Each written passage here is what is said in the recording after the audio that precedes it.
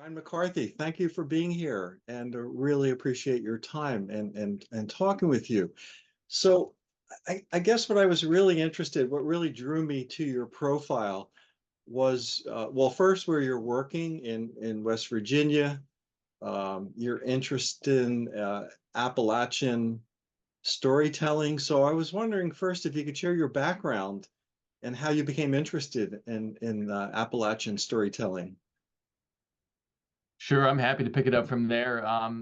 First and foremost, thank you so much for having me. I really look forward to this conversation. And I'm speaking to you from my office, which is in my hometown of Martinsburg, West Virginia. And I have been serving my hometown as a primary care doctor in an old-fashioned manner now for almost 20 years.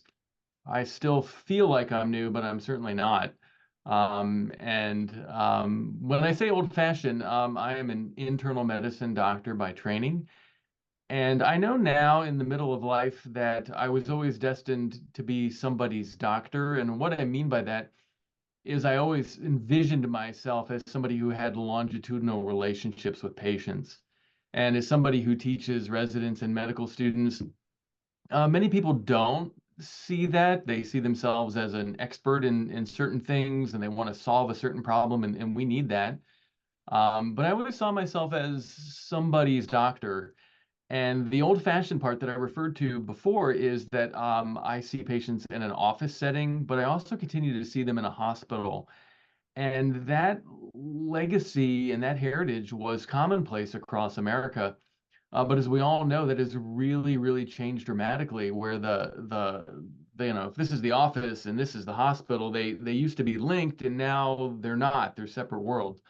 But I still inhabit both, and I know now that that really set the scene for why I've been so interested in stories, because I'm immersed in people's lives and their stories intimately, because I follow them in and out of the hospital, but also because these are people that I know.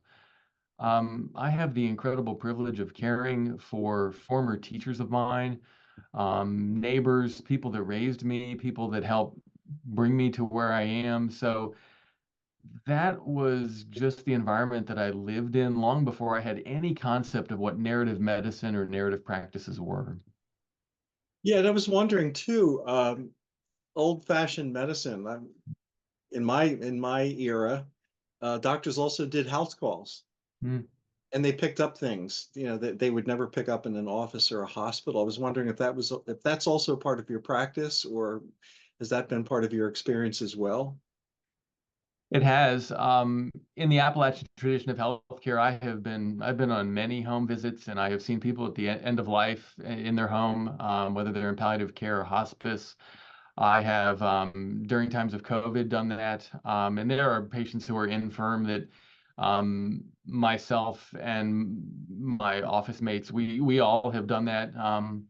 So yeah, that is, you really learn a lot when you step into somebody's home. Um, yeah, that has definitely been a part of the medical tradition I am in now. Yeah, I was one of my first careers was as a family therapist, and I never learned more about patients than when I went into their home. I would see something completely different. They had Sure. a public persona. You'd see more of a private persona, I think, when you were actually in their space, and they Mm. would treat you differently. I just wonder, how do you see the tradition of storytelling in influencing health and well-being in the Appalachian community? It's a great question, and I think about it a lot. Long before I got into narrative medicine, or before I was able to articulate that I had an interest in that, I have told many medical students that I'm a collector of stories. I mean, that's what happens when patients come in. Something has happened, and maybe it's a short, acute story of I fell off the deck, or I was bitten by a dog, or maybe it's a much longer tale, and this is the most recent acute chapter in a much longer volume.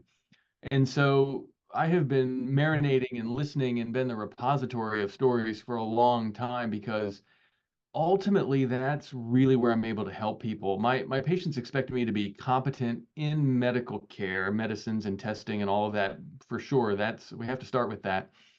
But then I need to take that competence and I need to basically uncork a situation where somebody feels comfortable, where they can tell me their story.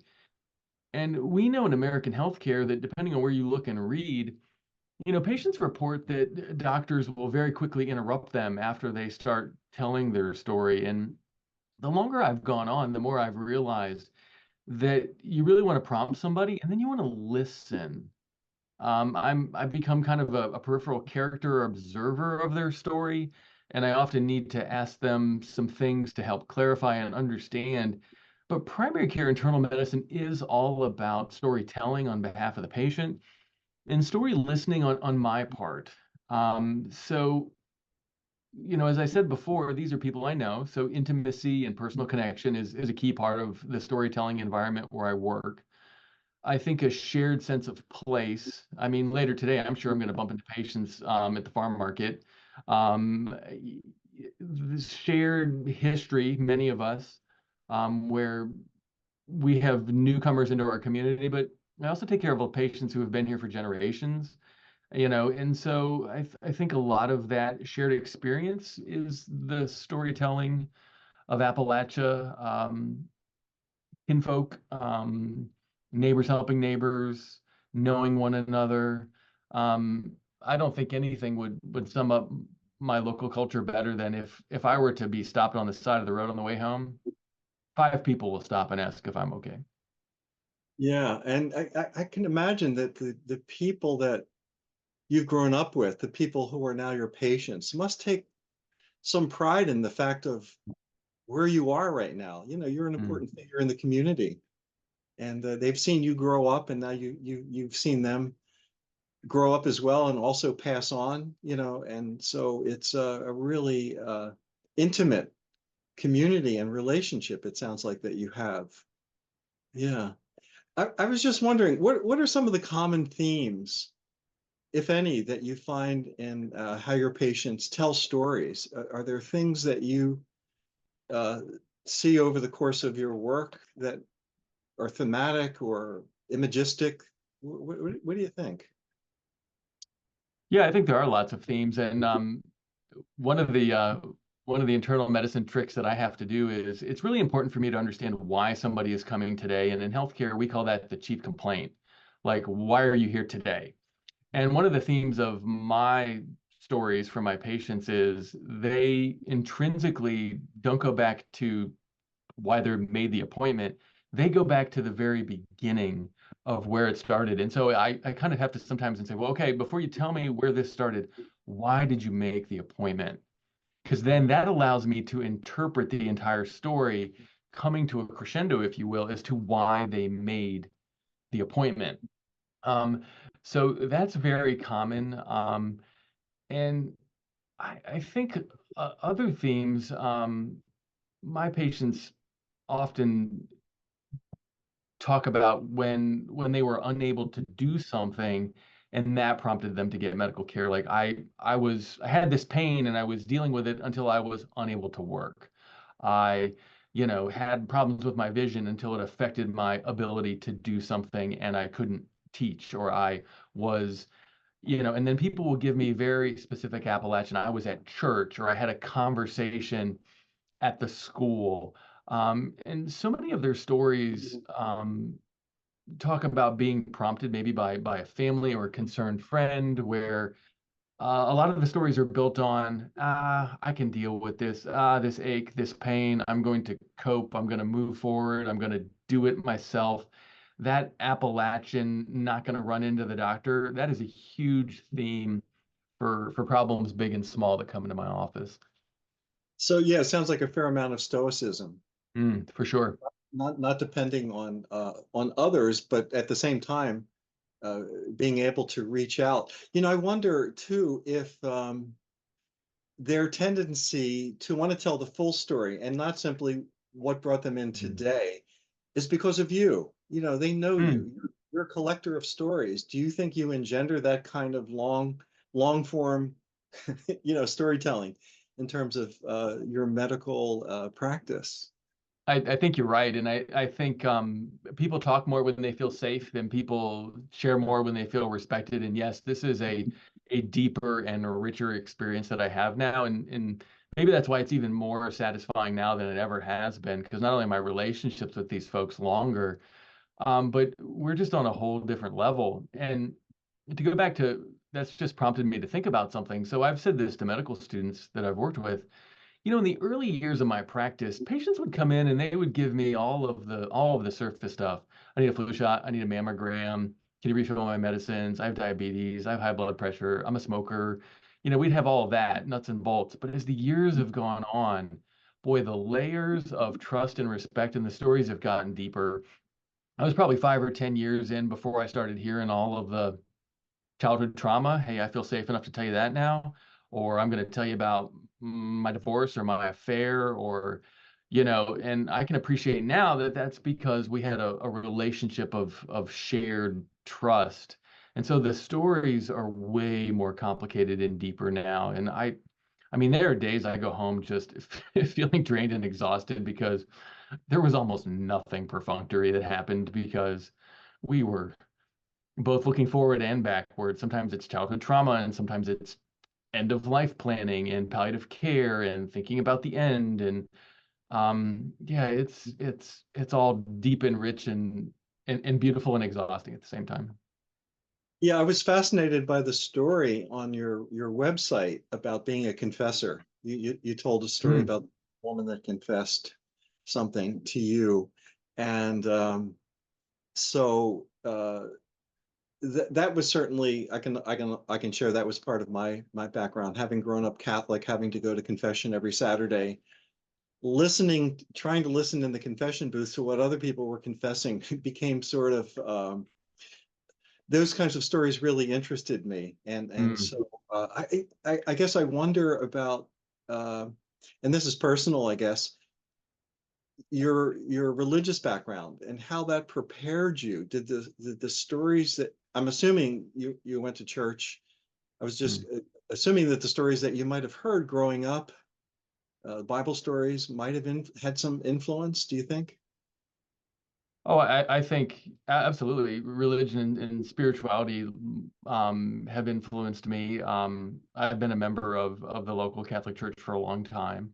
Um, uh, Attended a wedding there, the same church where I was married over the weekend, and I am very much omnivorous in terms of religion and spirituality, where my patients come from all backgrounds, and hospital chaplains have really done a great job over the years of helping me understand the concept of chaplaincy, of helping see a moment from somebody's point of view.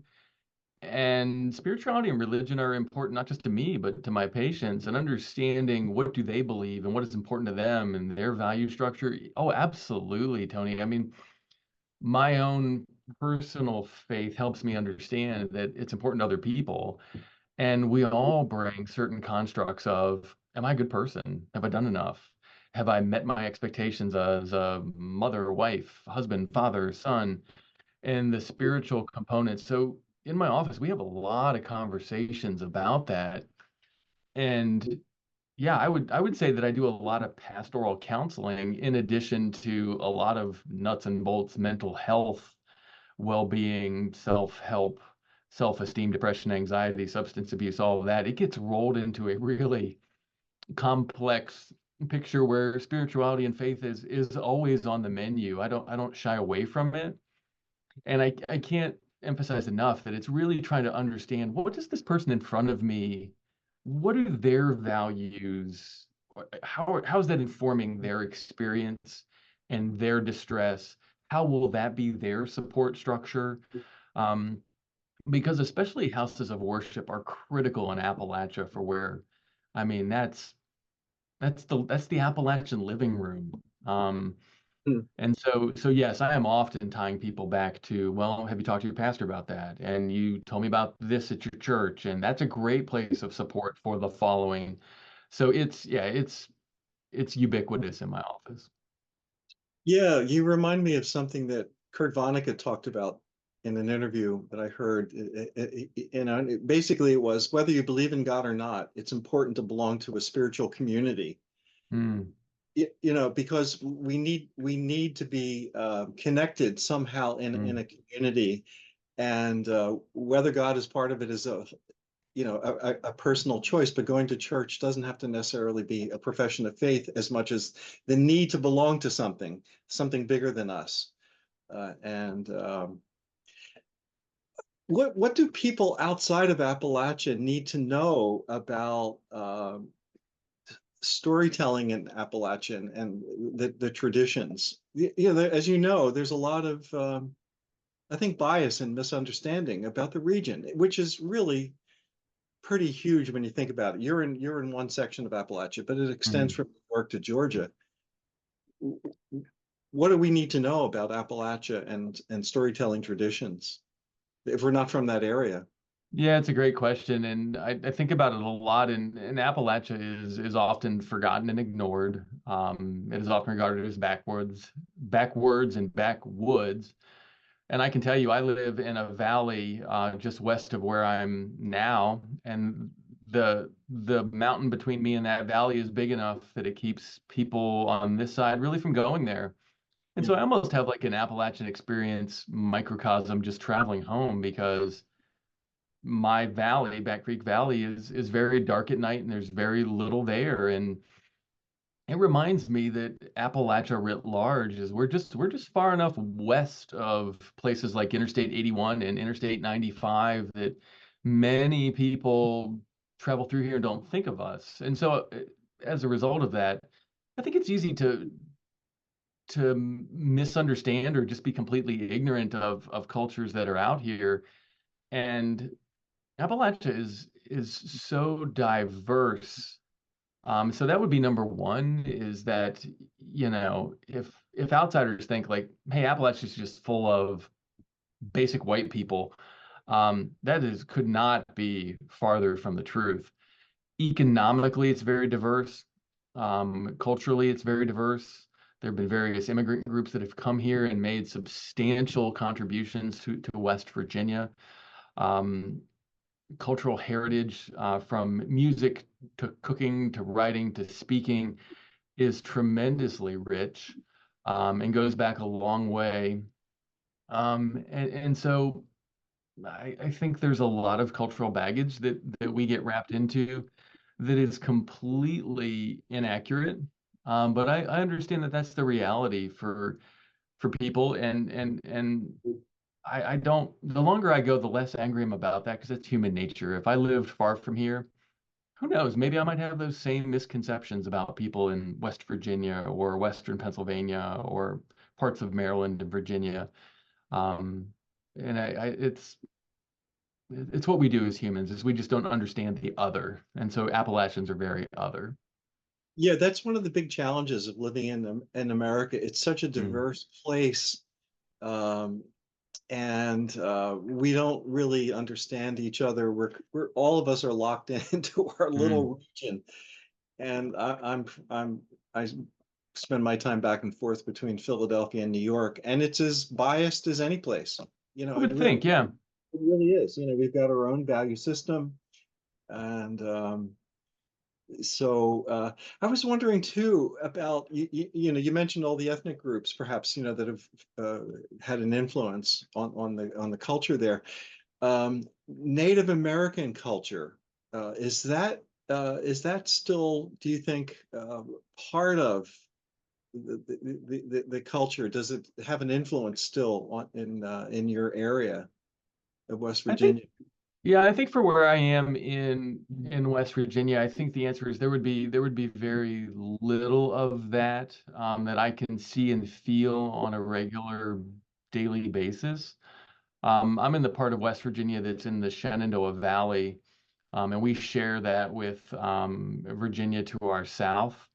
And I think as we head farther west in Appalachia, going into the rest of West Virginia and into Kentucky, there would be more of that. But here in my neighborhood in West Virginia, not a whole lot.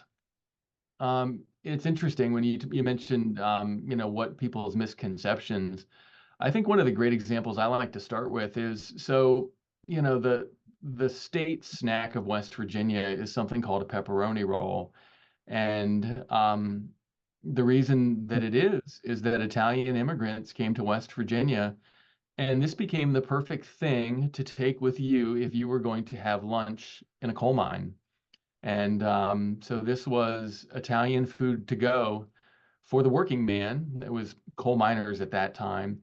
And the pepperoni rolls heritage and love across this state speaks to the fact that these Italians came here, and this was in the late 1800s, early 1900s, kind of at the peak of the beginning of timber mining, coal and gas. And that, you know, has lingered for over 100 years. And I think that's a great example. And it wasn't just Italian immigrants, but other Eastern Europeans, and they brought their cultural traditions, their food traditions, their music traditions, and their storytelling as well. So that's just one example of diversity that people may not be aware of. Yeah, my father's father, his side of the family emigrated to Pennsylvania, the Appalachian part of Pennsylvania, and worked in the coal mine. So Mhm. I have a lot of relatives that worked as coal miners in Pennsylvania, and the story the story goes my grandfather also worked part-time for the local undertaker, and when he saw Wow. someone who had been crushed by a coal mining accident, he decided I better get out of here and try something else, and left and Mhm. came to outside of Philadelphia and New Jersey. So yeah, it's so it's fascinating to hear that the pepperoni roll is an important part of the local cuisine. Mhm. I would have never thought that. You know, one thing too I wanted to ask you about that I was really fascinated by was your in the your work at West Virginia University Humanities. You mentioned something about a new model of narrative medicine steeped in Appalachian values. Can you say more about that? That really got my attention. Yeah, I'd How be does happy to. Yeah, I'd oh, be happy to speak to that. And so 4 years ago, I was minding my own business and was, like everybody else, blindsided by a pandemic. And I had no idea what narrative medicine was. And as an act of survival, I know now that I created a project called Healthcare is Human with the simple goal initially just to chronicle my own experience of working in my hometown because I knew I was going to see everything. Whatever COVID brought to Martinsburg, West Virginia, I was going to see it. And so I wanted to record it in granular detail. And very quickly, that creative urge escalated, and it escalated into a much larger project of interviewing healthcare workers where they would get to narrate their first person experience of working in healthcare. And I started specifically with underappreciated, underrepresented folks working in cashiers, security, IT, technical facilities. I thought that their voices were not being heard. And then the project also then involved photography, really incredible photographs of these workers in vivo, basically working on the job. And it was really just started as a way to document what I knew was a worldwide, I've told people is the Pearl Harbor moment of my life. Um, and so actually this photo in my office was my inspiration, taken by an incredible photographer by the name of Molly Humphreys. And I cold called her, Tony, at the beginning of the pandemic. And I then cold called a radio producer friend of mine. And these two amazing women jumped in to want to tell this story. And as a result, I accidentally stepped into narrative medicine. So our project picks up steam, and a year or so later, I have some university friends who say, you need to meet the director of our humanities center. And I was introduced to Renee Nicholson. And in our conversation, she said, hey, Ryan, how long have you been doing in narrative medicine? I said, what are you talking about? I have no idea what that is. And she's like, well, it's what you're doing. And so I tell people now that I accidentally backed into narrative medicine and its practices by creating a project as an artist. And I think the beauty of that is that I didn't overthink any of it. I basically created it um, with just unadulterated, creative preservation. Let's tell this story. And the gift of that is that I didn't get to overthink it. You know, as an internist, I can tell you, I can overthink things. Um, and then it was only later that I kind of realized that I was stepping into this larger tradition of narrative medicine. And so, because of the way that I stepped into it, my narrative medicine skills are self-taught, they're analog, they're practical, and as I've recently said, they were created by me and fit for purpose. And in that sense, they are wholly Appalachian. That's what we do in Appalachia, is we are often self-taught in something, and then we create a solution for a real world problem. And that's what healthcare is human is. It's an Appalachian small town rural community model of storytelling that came out of my unique point of view when COVID arrived. Yeah, you remind me of Studs Terkel Hmm. and his work interviewing the common man, the Hmm. common people who worked hard, uncelebrated. And so Hmm. he really brought those people to life through his interview series, through a series of books, Hmm. and so forth. So you could be the Studs Terkel of West Virginia, with the soul of an artist on top of it. Which Hmm. I think really helps. Hmm. Uh, the idea of being a collector of stories and also your interest in art. I just wonder, when you talk to physicians about listening to patient stories and empathy, um, they're afraid to get into the story because it eats up a lot of time. So I guess my question is, how does your business model in your practice afford this approach of slowing down, close listening, really listening, and getting the long story, and also your longitudinal approach with patients? You see them over a long period of time. How does your business model adapt to this old-fashioned quote model of working with patients? Yeah, that's a marvelous question, and I get asked that, and I have to say that a lot of what I do it is going to be hard for some other people to replicate because when I walk into the room, I've got over 20 years of experience of being the doctor, and you know, now healthcare is on a computer, and I curse at my computer multiple times a day because I kind of hate it. But at the same time, I have figured out how I can use it as best I can to track patients' information, tests and lab work so I can make decisions. And so I really, Tony, have spent a lot of time really I prepare for visits. Like I will start in the morning very early here in my office, open up a note for the day, see who's coming in, review my last interaction with them, understand where we left things. And then I'll search around and see if they have seen other specialists and try to gather as much of that as I can before I see them. And that's very different because when I started my career, we would often just walk into an exam room with a paper chart. There's no paper chart anymore. Yeah. And I would try to piece this together while I was in there. Now I really want to be prepared for everything else that has happened. Oh, I know you went to the ER. Yes, I saw your surgery report. Yes, I've seen your biopsy.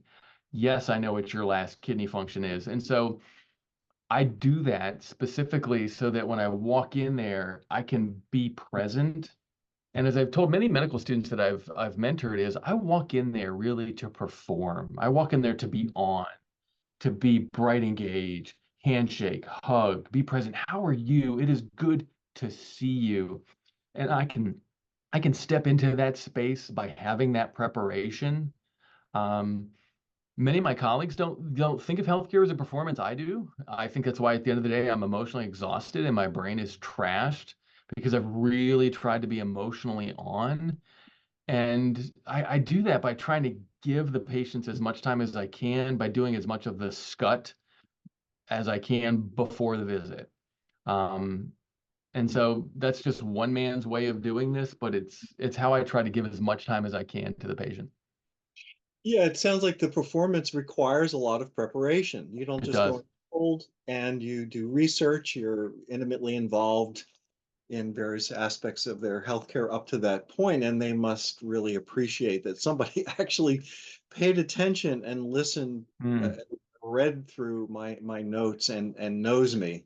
So that's must be quite a gift. So I had one more question for you, and this might be off the wall, but I read in your LinkedIn profile you love a good story and even better a good joke. What's the latest good joke that you've heard? Uh, Oh, geez. I don't know if I can uncork one for you here. But with a name like McCarthy, I come from the Irish tradition of not letting the truth interfere with a great story. Um, my father was a great storyteller and a great joke teller, and he infused that into me. And I think there is, the Irish have been subject to a lot of tragedy, and have not succumbed because they see the humor in both mundane things and in terrible things. And so, in some ways, that is just an ethos that I have here in Appalachia. I've often said, like, look, it's worse than you can imagine, but it's okay. And that humor is something that I'm always looking for. And um, after we finish, I'm going to head over to the hospital and I'm going to talk to a 50-year-old man who has a metastatic cancer that we found yesterday. And it wouldn't surprise me if at some point in his treatment that I really try to have some laughs with him, and to try to find things that we can gain that humor from because it sustains us.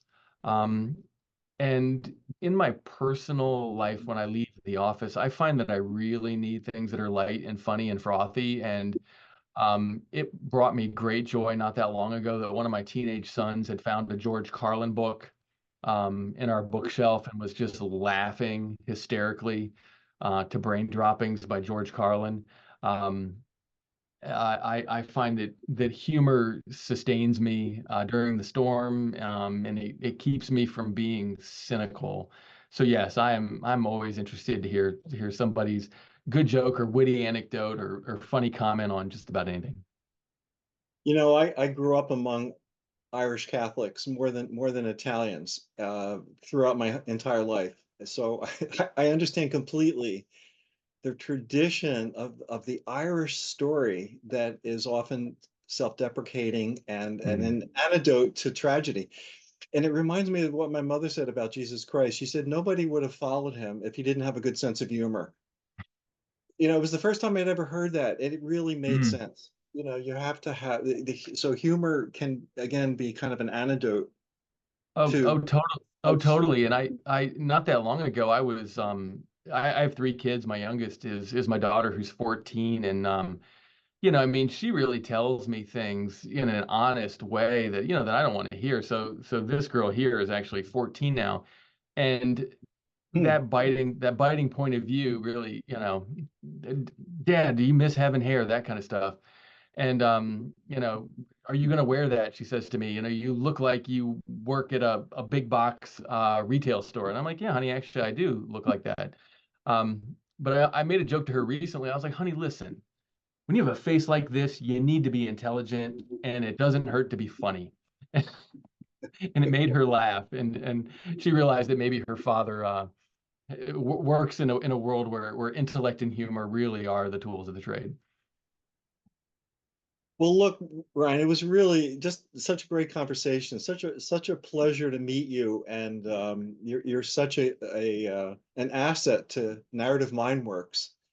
And I've been watching or looking at your photographs that you've posted, and I thought I got to put the voice to the pictures here. So I'm glad that we had this talk, and hope we can talk again. And thank you so much for being here. You're so welcome. I really appreciate the invitation.